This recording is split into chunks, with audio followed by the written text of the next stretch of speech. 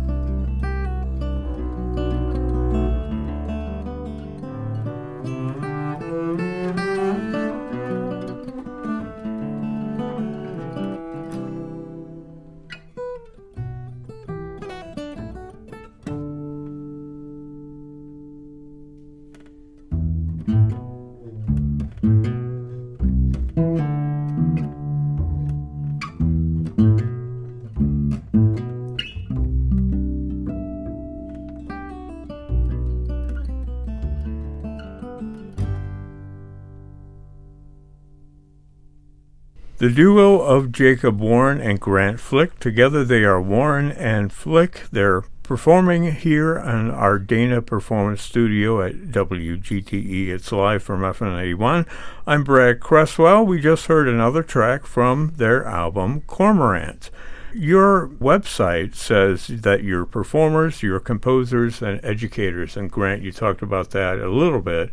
But I wonder if you can dive into the education component of your duo. I wonder if you can talk about your educational efforts. Yeah, I think for Grant and I, it's really foundational to why we do what we do. The quality of education that we were really fortunate to have growing up shaped how we make and think about music. And so I think for us, it's really not a thought at all that we want to be giving back in that educational space. And even for us, I think our first gig together, and we really lucked out. We got invited to play, well, not to play, to teach at the Lima City Schools for a whole week when you were still in high school. I think I was still in high school, yeah. This was like our first big gig, and we went down for a whole week and did residencies K through 12 and started arranging music together at that time and played a concert. And we just kind of fell in love with the process of describing music and inspiring students who already played music to explore what's possible on their instruments. So since then, Grant and I have done a lot of work in the educational space. We spend a lot of times traveling around, and so we like to, whenever possible, visit schools, whether that is kindergartens, up through high schools, up through colleges. We've kind of done it all. And we like to show them, that, hey, whatever music you're interested in, you can actually make that on whatever instrument you're interested in or whatever instrument you happen to play. I think for Grant and I, we have such a wide range of interests. Some of them that, don't really fit violin or don't really fit bass. But we've found ways to kind of take the things we like about those genres that might not normally be played and translate them into our own music. And so we really want to impress that upon young musicians, that you can take these things that you're learning how to do and you can make them yours. And that's the fun part. As we said before, we can find more information at your website, which is warrenandflick.com. Warren with 2 R's and flick like you're flicking something, right? Yes. That's warrenandflick.com. Now, you're changing instruments, both of you, I think, for this last piece. What do you have to tell us about that? Yeah, for sure. So this last tune that we're going to hear is originally called Streak O Fat, Streak O Lean. We first heard this on a Brittany Haas record, who's a great American fiddle player.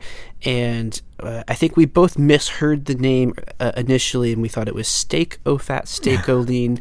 So we took kind of a minimalist approach on this one. It's now just steak on the record. But you're making me hungry. Yes. Yeah. So on this track, I'll be playing 5-string violin, but in a funny tuning. So I have a low C and then a G, as you'd normally have on the bottom 2 strings, but then my top 3 strings are tuned down to C, G, D on the top 3, and this is sort of to mimic like the cross tunings that you'd find in traditional American fiddling, and I'll let Jacob explain what he's got going on this tenor bass. Yeah, so this is an instrument that we've incorporated into more than a few tracks now. But it's a very special bass because, to my knowledge, there's nothing else like it. It's quite a bit higher than a bass. Yeah. But it also, because of the weird way I've strung it up, can't play lower than a cello. So it's kind of a compressed instrument in this mid-range, and definitely heavily inspired by this cross-tuning world of fiddling that Grant was talking about. And so when we were looking to create this arrangement of this tune we both love, it made sense to try and find a tuning that really matched Grant, and I think the result is quite interesting.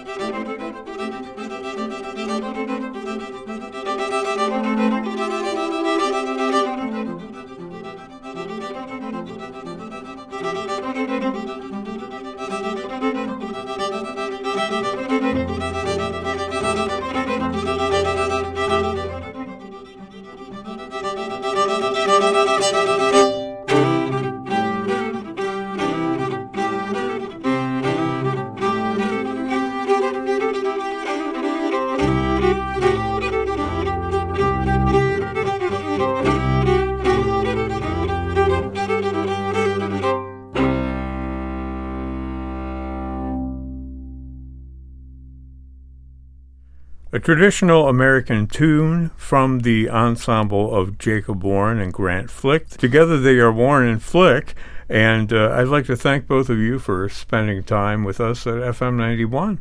Thanks so much for having us in, yeah. You've been listening to Live from FM 91. The broadcast engineer for our program is Logan Cooney. I'm your host and producer, Brad Cresswell. Thanks for joining us today here on your public radio station, FM 91.